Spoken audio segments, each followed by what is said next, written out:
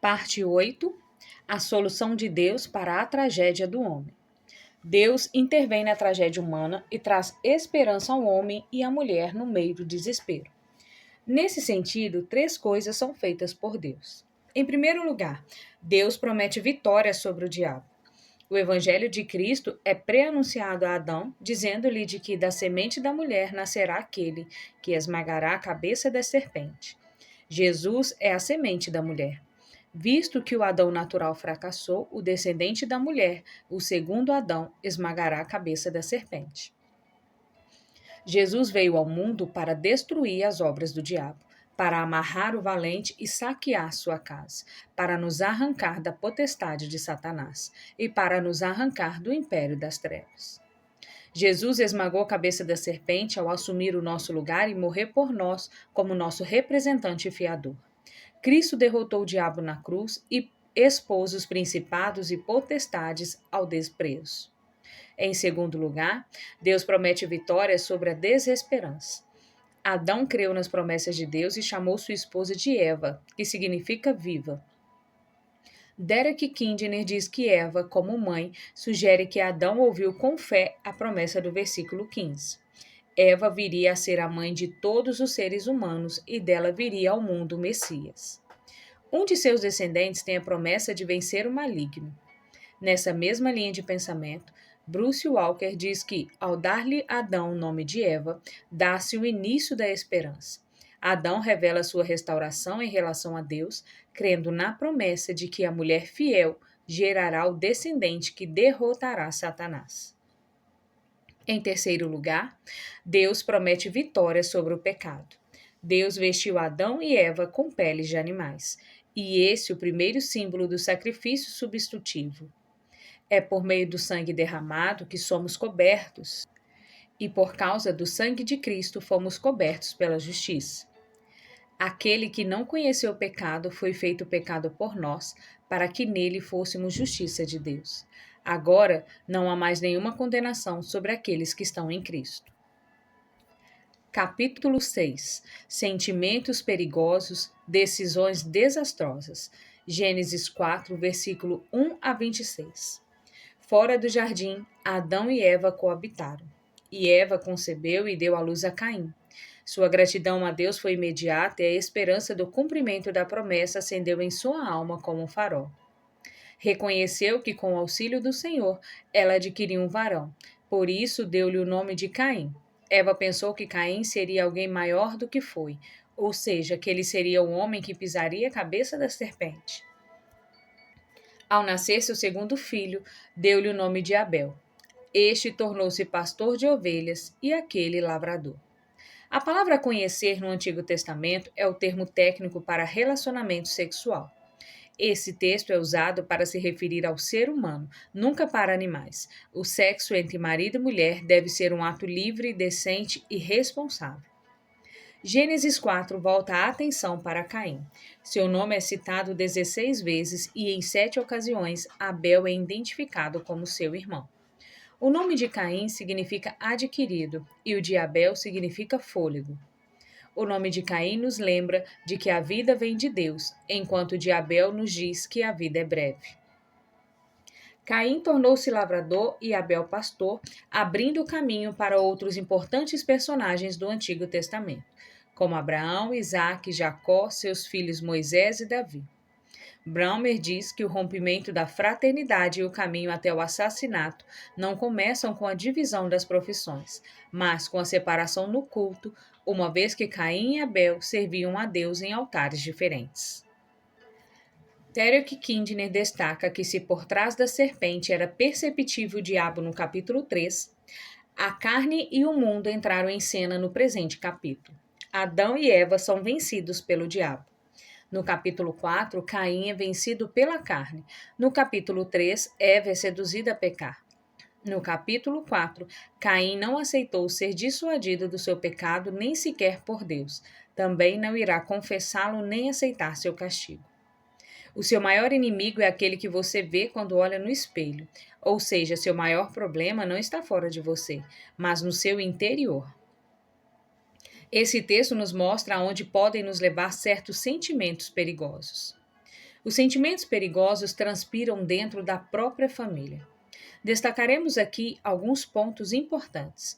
Em primeiro lugar, a família de Adão e Eva é uma prova irrefutável da malignidade do pecado. Hoje dizemos que o meio corrompe, que a violência, o tráfico de drogas, a injustiça social, o descalabro dos costumes são resultado da influência do meio em que vivemos. Mas Caim e Abel não tinham avós, tios, sobrinhos, primos, amigos ou inimigos. Também não tinham poluição, desemprego, violência urbana nem sociedade promíscua. O mal estava no coração de Caim. E ele transformou o lar numa arena de ciúmes, num ringue de hostilidade. As causas do desastre da família não vêm de fora, mas de dentro, ou seja, é de dentro do coração que procedem os maus desígnios. Em segundo lugar, a família de Adão e Eva prova que nem todos sabem lidar com os sentimentos. Caim e Abel sugaram o mesmo leite materno, receberam a mesma carga genética, ouviram os mesmos ensinamentos, cresceram no mesmo lar, mas no mesmo ambiente, ouvindo as mesmas histórias. Todavia, Caim era do maligno e Abel um homem temente a Deus. Caim era um hipócrita e Abel um servo fiel a Deus. Abel amava a Deus, ao passo que Caim amava apenas a si mesmo. Abel procura agradar a Deus, já Caim busca satisfazer apenas seus caprichos. Nesse lar, os filhos crescem de modo diferente, com vocações diferentes, corações diferentes, religiões diferentes. A religião de Abel é verdadeira e a de Caim falsa. Em terceiro lugar, a família de Adão e Eva prova que as batalhas sentimentais mais intensas são travadas dentro de casa e dentro da igreja. O nome em Caim significa possessão, adquirido de Deus, esperança de seus pais. O nome Abel significa sopro, vaidade, passageiro. Não basta colocar nomes bonitos nos filhos, é preciso forjar neles um caráter cristão. Caim é possessão de Deus, mas não tem intimidade com Deus. Destacamos alguns pontos importantes aqui. 1. Nesse lar havia prática religiosa. Abel adora a Deus conforme os preceitos de Deus, enquanto Caim tenta adorar a Deus da sua própria maneira. 2. Nesse lar havia mais disputa que comunhão. Caim está mais infeliz com o sucesso espiritual de seu irmão do que desejoso de acertar sua vida com Deus. Hoje também há famílias em guerra, há crise nos relacionamentos, irmãos contra irmãos, pais contra filhos e maridos contra a esposa. 3. Nesse lar havia gente mal-humorada. Caim está com semblante descaído, com o coração envenenado de ira e com o peito encharcado de ódio. A vida deixou de ser uma celebração. 4. Nesse lar havia inveja avassaladora. No lar de Adão e Eva, a inveja mostrou a sua carranca, pois os filhos não eram unidos, não havia diálogo e cada um vivia dentro do seu mundo. Caim via Abel como um rival e por esse motivo abrigava sentimentos mesquinhos e repulsivos no coração. Sentiu-se ameaçado em sua primogenitura e permitiu que a inveja destruísse sua vida. Para o invejoso, qualquer vantagem que o outro tenha é injusto. A inveja que Saul sentiu por ver o sucesso de Davi é exemplo disso. O que o invejoso quer não é o que o outro tem, mas que o outro não tenha. Esse foi o comportamento do irmão mais velho do filho pródigo, o qual ficou irado porque o pai ofereceu um banquete para celebrar o retorno do filho que estava perdido. Cobiçar é desejar o que é do outro, e invejar é desejar a destruição do outro. Caim não queria imitar Abel, seu irmão, mas matá-lo. A cobiça focaliza coisas e invejas, pessoas. Caim não queria a bênção de Deus, mas a morte de Abel. Em agosto de 1990, o Iraque invadiu o Kuwait e matou muitos ricos cidadãos. Sob pressão internacional e feroz ataque das forças americanas, Saddam Hussein retirou-se do Kuwait em fevereiro de 1991. Mas, antes de sair, ateou fogo aos poços de petróleo, dos quais já não podia usufruir, e poluiu as praias que tinha de abandonar. O invejoso é um filho do maligno. Se não pode ter o céu que ele quer, luta ao menos para produzir o inferno na vida dos outros. Além disso, essa pessoa sente-se desgraçada pela integridade do outro, pois o sucesso deste o atormenta. Os sentimentos perigosos transpiram até mesmo no ato da adoração a Deus. A suprema prioridade de nossa vida é adorar a Deus, pois o fim principal do homem é glorificar a Deus e desfrutar dele para sempre. Amar a Deus é o maior de todos os mandamentos. Deus procura adoradores que o adorem em espírito e em verdade. Destacamos aqui 4 verdades. Em primeiro lugar, antes de Deus aceitar nosso culto, precisa aceitar nossa vida. Primeiro, Deus agradou-se de Abel e depois a sua oferta. Ele está mais interessado em quem você é do que no que você faz, ou seja, a vida com Deus precede culto a Deus e também o trabalho para Deus. Walker tem razão em dizer que o adorador e sua oferta são inseparáveis. Deus primeiro rejeitou Caim e depois sua oferta. O culto precisa ser sincero em espírito e bíblico em verdade, ou seja, de acordo com os princípios estabelecidos por Deus em sua palavra. A Bíblia diz que o sacrifício do ímpio é abominação para Deus, pois ele vê as motivações do coração e procura verdade no íntimo. Deus não se impressiona com nossos gestos e com nossas palavras, ele vê o coração.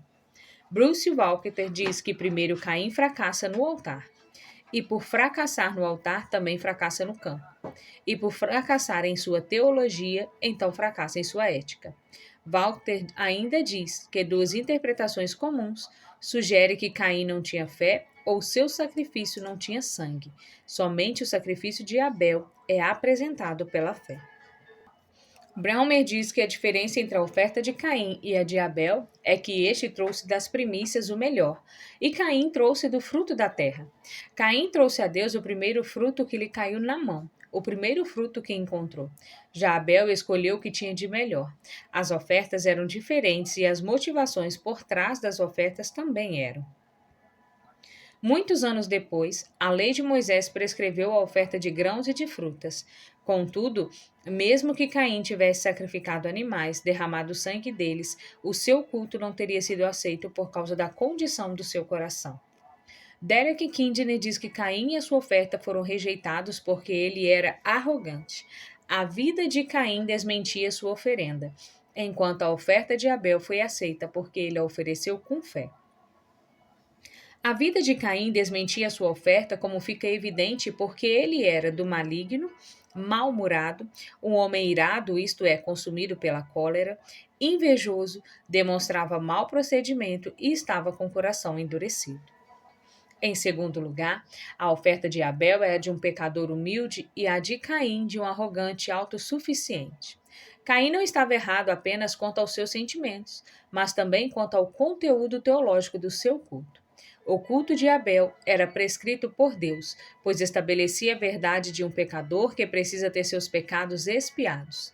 Já a oferta de Caim é a de um adorador autossuficiente. Abel oferece um sacrifício de sangue, pois compreende que sem derramamento de sangue não há remissão de pecados. Em terceiro lugar, a oferta de Abel era apropriada, pois tipificava o sacrifício de Cristo, ao passo que a de Caim, o melhor dos esforços humanos. Só há 2 religiões no mundo, a de Abel e a de Caim. Os que aceitam o sacrifício de Cristo como pagamento da nossa dívida e os que querem chegar a Deus pelos seus esforços, suas obras, seus méritos e seus sacrifícios. O culto de Abel é bíblico, revelado. O culto não é apenas uma expressão cultural, tampouco é aquele de que gosto. Não é simplesmente para eu me sentir bem, nem para atender à preferência do povo. Diante disso, concluímos que não podemos trazer fogo estranho diante do Senhor. Em quarto lugar, a oferta de Abel mostrou-se superior porque foi pela fé, ao passo que a de Caim foi para agradar a si mesmo.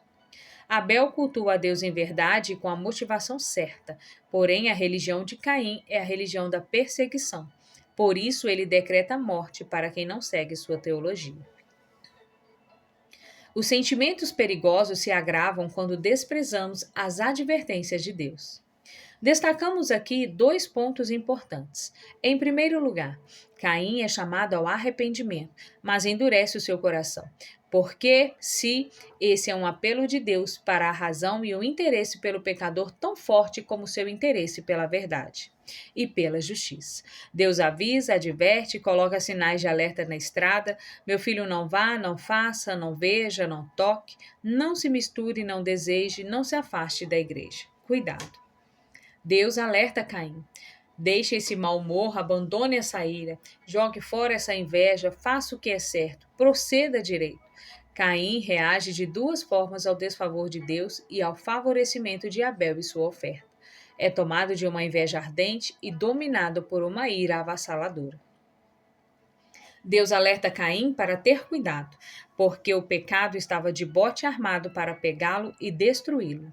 Livingstone diz que a ideia aqui é: o pecado está de tocaia. Na língua arcaica, de onde procede o hebraico, a palavra aqui é diabo. O diabo está à porta. Quem guarda ira dá lugar ao diabo. O pecado é como um leão que espreita a porta, pronto para dar um bote fatal. Contudo, Caim, em vez de fugir e ouvir a voz de Deus, endureceu ainda mais o coração. E em vez de fugir do pecado, consumou o pecado. Caim é confrontado por Deus antes de matar Abel e responde com um silêncio gelado. É novamente confrontado por Deus depois de matar Abel e responde com uma evasiva e hipócrita. Jesus ensinou que a ira no coração equivale moralmente ao homicídio. O mesmo diz o apóstolo João, porque Caim era filho do maligno e o maligno é assassino. Caim matou seu irmão. Em segundo lugar, Caim, em vez de se voltar para Deus, fugiu de Deus e usou máscaras para consumar seu pecado. Mas quais foram as máscaras que Caim usou? 1. A máscara da mentira, traição e hipocrisia. Ele disse a Abel: Vamos ao campo. Caim não espera uma oportunidade para pecar, mas a cria pessoalmente, montando o próprio palco de seu espetáculo horrendo. Ele acelera o pecado e esconde-se atrás de suas palavras, pois tinha palavras aveludadas e um coração perverso, palavras doces e um coração amargo. Disfarçou-se de amigo, dissimulou, enganou, premeditou o crime. Não foi um impulso repentino. Na verdade, ele alimentou o ódio do coração. E odiou não pelo mal que Abel havia praticado, mas pelo bem. Não pelos seus erros, mas pelas suas virtudes. A luz de Abel cegou Caim. A vida de Abel gestou a morte no coração de Caim. 2. A máscara da violência. Caim matou Abel sem lhe dar chance de defesa. Seu ódio foi consumado e seu sentimento errado produz comportamento errado. O vulcão do ódio vazou em fúria assassina. Cuidado com o monstro que está dentro de você, pois quem guarda ira no coração abriga o diabo no peito. Braumer tem razão em dizer que, na solidão do campo, a inveja e a ira de Caim transformaram-se em ódio diabólico e brutalidade animal. 3. A máscara da crueldade. Está escrito: Sucedeu que se levantou Caim contra Abel, seu irmão, e o matou. O rompimento do laço familiar, iniciado no capítulo 3, aqui atinge o fratricídio em apenas uma geração. Caim destruiu a si mesmo, matando sua própria imagem. Ele se levantou contra seu próprio irmão, contra seu próprio sangue. Vale destacar que Caim não matou seu irmão por um impeto passional. Foi um crime cuidadosamente premeditado. Não matou um estranho em defesa própria. Assassinou seu próprio irmão por inveja, mesmo depois de estar no altar, adorando a Deus, e apesar da advertência e da promessa de Deus. Bruce Walter diz que, ao exteriorizar seu ódio, Caim começa a primeira guerra religiosa, e uma vez que ele renuncia a Deus, também renuncia à sua imagem. Braumer diz que Abel transformou-se em representante da igreja, odiada pelo mundo e perseguida até a morte. Abel, não Caim com Eva pensava no princípio, torna-se um tipo de Jesus. O Redentor nascido de mulher é morto por seus irmãos, que dessa forma trazem sobre si o sangue justo derramado sobre a terra, desde o sangue do justo Abel. 4. A máscara da dissimulação. Caim tentou ocultar seu crime, tentou fugir e se esconder, tentou justificar-se, está cheio de ódio e vazio de convicção de pecado, e não levou a sério nem a palavra nem o juízo de Deus.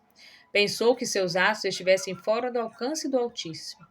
Ele não só pecou, mas tentou escapar das consequências do seu pecado. Warren Wiersbe diz que, quando Adão e Eva pecaram e quando Caim pecou, em ambos casos o Senhor fez perguntas não para obter informações, mas para dar aos culpados a oportunidade de dizer a verdade e de confessar os pecados. Todavia, em ambos casos, os pecadores foram evasivos e tentaram encobrir o que haviam feito. Mas nas duas vezes Deus trouxe os pecados à luz e eles admitiram sua culpa. Adão e Eva foram expulsos do jardim e Caim tornou-se um errante rejeitado sobre a terra. Os sentimentos perigosos não ficam encobertos e podem passar às futuras gerações. Por fim, vemos aqui as terríveis consequências que aqueles que não ouvem as advertências divinas sofrerão. Em primeiro lugar, não há pecado que fique encoberto aos olhos de Deus. Aquilo que é feito às escondidas na terra é visto pelo céu. Deus viu Adão e Eva no Éden quando comeram do fruto proibido. Viu Caim matando Abel, viu Acã roubando, viu Davi na cama do adultério com Batseba, viu Ananias e Safira mentindo e também vê você e a mim. A pergunta de Deus a Caim não é igual a feita a Adão, onde está? Mas, onde está Abel, teu irmão? Mais uma vez, a pergunta de Deus não é porque ele precisa ser informado, mas para produzir arrependimento no coração do impenitente. Caim não apenas se atreve a mentir para Deus, mas ousa até mesmo zombar dele. Não está disposto a submeter-se a um interrogatório. Todavia, Deus tira sua máscara e revela sua culpa. Em segundo lugar, a maldição do pecado é um terrível peso sobre o transgressor. Destacamos 6 pontos aqui. 1. O pecado gera maldição. A estrada do pecado desemboca no inferno e Deus já havia proferido essa sentença sobre a serpente, sobre a terra e agora profere sobre Caim. Deus agora irmana Caim em seu estado maldito à serpente. Derek Kidney diz que o impenitente Caim ouve palavras mais severas do que as dirigidas a Adão, para quem a maldição foi indireta. A maldição de Deus sobre uma pessoa é coisa terrível, porque o amaldiçoado é excluído da comunhão com Deus e fica fora de qualquer comunhão humana. Vale ressaltar que em nenhum outro lugar do Antigo Testamento o próprio Deus volta a amaldiçoar uma pessoa. 2. O pecado produz desassossego e perturbação constantes. Caim não tem paz nem sossego, pois sua consciência o atormenta e o medo enche seu coração. Ele vive em pânico diante de Deus e dos homens e será um homem fugitivo e errante pela terra. Ele deixa de ser um agricultor para ser um nômade, e tudo o que lhe restava era vagar de um lugar para o outro e procurar sobreviver sem descanso e paz. Caim precisava afastar-se da parte cultivada da terra. Ele deve ir para uma região onde a terra não produz nada. Ele torna-se o homem banido e exilado. Passa a viver como escorregaço e perigoso. É como bem expressa a Escritura: fiquem órfãos seus filhos e viúva sua esposa. Andem errantes seus filhos e mendigue, e sejam expulsos das ruínas das suas casas. O pecado 3. O pecado oprime e escraviza. Livingstone diz que o ódio arrogante se tornou em medo covarde misturado com autopiedade. Caim sofre porque não se arrepende. Ele é diferente do ladrão da cruz que diz: nós, na verdade, com justiça, porque recebemos o castigo que nos nossos atos merece. Caim não demonstra arrependimento e está triste não pelo que fez a seu irmão, mas apenas com seu castigo. A terra havia se voltado contra ele, Deus havia se voltado contra ele e as pessoas se voltariam contra ele. 4. O pecado faz da memória o chicote da culpa. A marca era um estigma que não deixaria que ele se esquecesse de sua desventura. Além de ser uma trombeta soando em seus ouvidos constantemente e uma rosária a açoitar sua consciência sem trégua. 5. O pecado afasta o homem de Deus. Caim se retira da presença do Senhor. Ele não se humilha, não chora e não se arrepende. E para onde ele vai? Vai habitar na terra de Nod, que significa terra de vagueação, lugar de peregrinação, fuga e exílio. Concordo com Wagner quando escreve: a pessoa alienada de Deus é alguém sem um lugar permanente. 6. A misericórdia de Deus é demonstrada ao pecador. Deus colocou em Caim uma marca não apenas para fazê-lo lembrar de seu pecado, mas também para protegê-lo. Era como uma tatuagem poderosa. Na sua misericórdia, Deus não retribuía a Caim o que ele merecia, e em sua graça, ele dá a Caim o que este não merecia. Sentimentos perigosos são como a semente do pecado que se planta hoje para colher uma lavoura maldita amanhã. O registro bíblico é assaz lacônico, não tecendo todos os detalhes do enredo. Alguns acreditam que Caim tenha casado com uma mulher de raça pré-adâmica, ao passo que outros acreditam que quando Deus criou Adão e Eva, ele criou a própria humanidade. Outros ainda conjecturam acerca da mulher de Caim e da edificação de uma cidade. Como o texto não está colocado escritamente em uma ordem cronológica, e como Adão gerou Sete aos 130 anos, e depois disso ainda viveu mais 800 anos e gerou filhos e filhas, concluímos que Caim deve ter se casado com uma irmã ou familiar consanguínea. Braumer diz que no entorno de Israel era comum casar-se com a irmã. Na Pérsia, relata-se que Cambises tinha duas de suas esposas em seu harém. O casamento com meias irmãs também aparece na história tardia de Israel. Adalto Lourenço destaca que em Gênesis 4 já percebemos algumas das características tecnológicas dessa civilização. Havia cidades, agropecuária, entretenimento em forma de instrumentos musicais, a tecnologia em forma de mineração, siderúrgica, metalúrgica e processos manufaturados. O processo de produção do ferro, desde a extração até a obtenção do produto final, é altamente tecnológico. Tubal-Caim, a oitava geração dos descendentes de Adão, conhecia o minério e como extrair o ferro dele. Deus, em sua graça comum, concede aos ímpios a inteligência para produzir coisas boas, como concebeu a Jabal o conhecimento da vida pastoril nômade, conduzindo seu gado pelas estepes desertas. Concedeu a Jubal o conhecimento de instrumentos musicais, como a harpa e a flauta. Com ele começa a arte de tocar instrumentos. Concedeu a Tubal-Caim, o pai da tecnologia, o conhecimento da mineração, siderúrgica, metalúrgica e processos manufaturados. A metalurgia servia extremamente útil tanto para a agricultura como para a proteção da cidade. A Bíblia não ensina em parte nenhuma que os piedosos ficariam com todos os dons. Esse avanço tecnológico, entretanto, não refinou a vida moral, social e espiritual da descendência de Caim.